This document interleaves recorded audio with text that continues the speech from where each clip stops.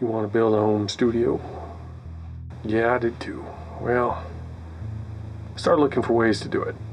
And you know, if you buy an Auralex, is that the way you say it? Auralex? Whatever. If you buy one of their room treatment kits, gee whiz, I just saw one for sale on Sweetwater.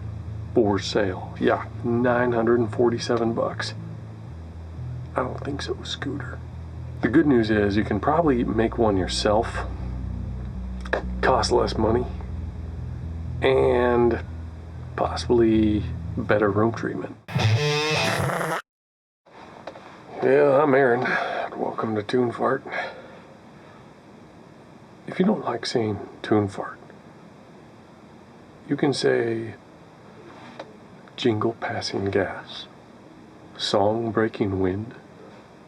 I'm talking about bass traps. I'm talking about acoustic panels. I'm talking about ceiling panels. I'm talking about the full deal to give you a professional listening environment. I learned how to do this through lynda.com, watching a video course by Bobby Owsinski. That's spelled B-O-B-B-Y, Owsinski. I decided to put his advice to the test.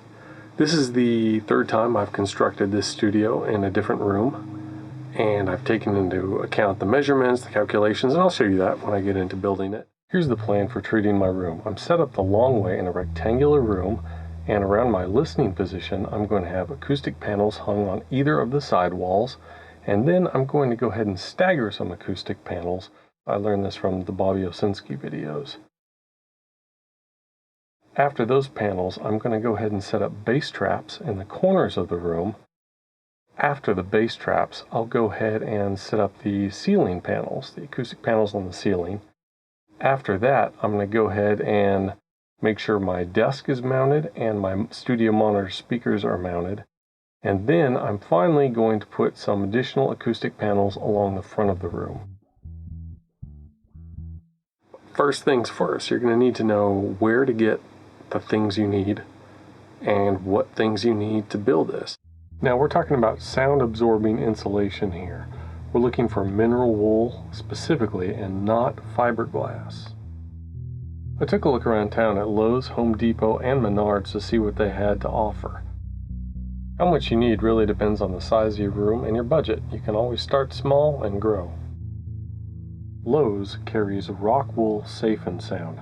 Something you may want to keep in mind is that though rock wool is $56 per package, I think they come with 12 pieces of insulation per package. Home Depot carries Thermofiber by Owens Corning. Gonna make a studio for you. Menards carries John's Manville Sound and Fire Block. Both this product and the Owens Corning product, I believe, only come with 10 pieces of insulation per package. The wood that I recommend using for building the frames is 1 by 3 by 8 foot furring strips. They're cheap and they're the perfect size for holding the width of those panels. Each acoustic panel frame uses about 10.4 feet of wood. Something that's going to make a big difference in your frame building is having a right angle clamp. I really like this one by Irwin. Super easy to use, it's inexpensive. You can put a board in each side, tighten it down, and then use a corner brace to screw those two sides together. After that, squeeze in a little wood glue and you're set. You can get different sizes of corner braces. I use a very small size. They cost right there $1.68, and you can get enough in one package to do two corners together. So you're talking about $1.68 times 2 for each panel. Don't forget to get a good quality stapler. You have lots of fabric to staple. I've found that these over-the-door double hooks from Lowe's at $7 a pop are really good for hanging acoustic panels on the backside of doors. Oh yeah, I forgot to tell you. You got to get some wood glue. And make sure you streamline the frame building process so you can get the same measurements each time and duplicate it. It makes putting the cloth on later a lot more simple. And those corner bracing brackets, I suggest putting them maybe on the inside of the frame, whatever works for you. Just depends on kind of where you're going to staple the fabric on the outside later. I can't show you the build process of that because that was several locations ago, but I'm going to show you the completed result and the little metal eye hook things and the cable hanging stuff and these things called monkey hooks to hang them on the walls. Those are other things I suggest getting. It makes it easier. So I'll show you the end result and how to hang those. The last thing you're going to need to get is really good scissors. Really good scissors. Okay, I'm talking about really good scissors. If you screw up, you think you can just use the scissors from the kitchen drawer like I did, you're going to end up with this cramped little floppy hand. You're going to have to work your PreSonus fader port with your other hand. Your mixes are going to be really slowed down. They're probably going to be worse, if that's possible. I speak from experience. Then you need to get acoustically neutral cloth. That's what you wrap your frames in after you put the insulation in there, which is just a friction fit. The acoustically neutral cloth, oh, that sounds fancy, doesn't it? That just means cloth you can hold up. I use burlap, by the way. It's inexpensive and it works. Bobby Owsinski, yeah, that's where I learned it. So that cloth just means, that term just means when you hold up the cloth, you can blow and you can feel the air on the other side, because sound travels through air, through vibration, so you want that cloth to allow that air through. You don't want a real nice, fancy, expensive cloth that's really tightly woven. So you go to get your fancy scissors, Fiskars. That's what I recommend. Oh yeah, about 15 bucks for scissors. Whatever. Go down to Mabel's Yarn Barn. You can get scissors and cloth there. Or Joann's. I don't know where you live, but think about it. That's the most dangerous parking lot in the world. You're cruising into that parking lot. Your 98 Corolla. You got your 1x3x8 boards hanging out of the back. I'm going to build myself a studio in the basement. It's going to be just like Capitol Records. You got some sweet old grandma driving an 80,000 pound Buick that's piled up to the top with yarn on the inside. Real pretty yarn. Blues, got sparklies in it. Her little knuckles on the steering wheel. She can't see over the top of anything. Of course not. She's old, she's short. We all get shorter. That yarn's off-gassing. She's high. Making another Afghan. Think about what's going to happen. Your 98 Corolla only has a $1,000 deductible.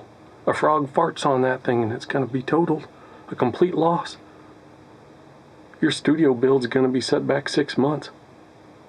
There goes your smash hit indie record. Think about it. Scope out that parking lot first. Get a pair of binoculars if you have to. Don't become a statistic. Here you can see the front side of a panel and the back side on the right. The back side of these panels, as you can see here, you can see the wood underneath. What you do is you slide the insulation, friction fitted in there. Then you put the backing fabric in, staple that, flip the frame over, and then you wrap it in burlap or whatever, and you staple that around the back side. That material I used on the back was just a real cheap cloth that's sometimes used in a little like a laundry bag type thing. As I said before, you're going to need to put lots of staples in here. You kind of wrap it like a present and then staple it up. You're going to need to pilot hole drill into the frame to mount those little screw eye hooks, and you're going to need plenty of cable. Here we see the difference with the ceiling panels. You'll notice the screw eye hooks are mounted on the back side. Your listening position needs to be set up ideally in a rectangular room. Your desk should be facing one of the short walls in your room. You need to know that distance to be able to calculate your listening position, which should be at approximately the 38% point of the long ways room length. Here I found out my room was 141 inches long.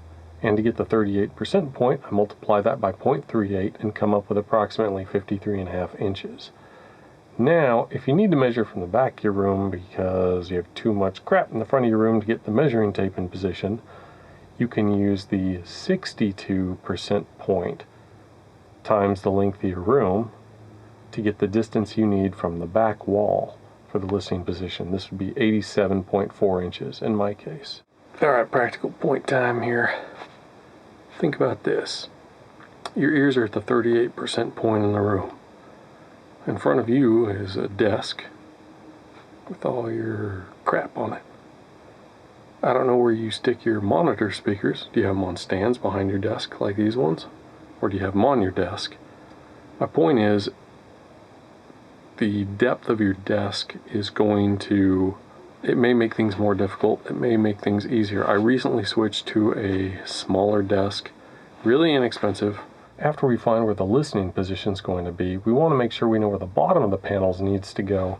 In this case, so my isolation cabinet's lid still opens. Also, we need to find where the studs are because we're going to avoid the studs when using monkey hooks to hang the panels. Monkey hooks are great because you theoretically don't need any tools to use them. You press it into the wall, you then rotate it up and make sure it's in all the way. Sometimes it's a little stubborn and you may have to use a pair of pliers.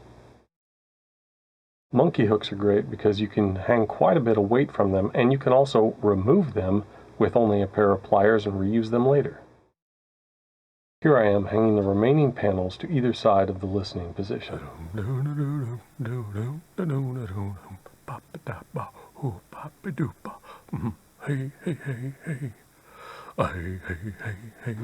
So here we have, you saw me mounting those 3 panels.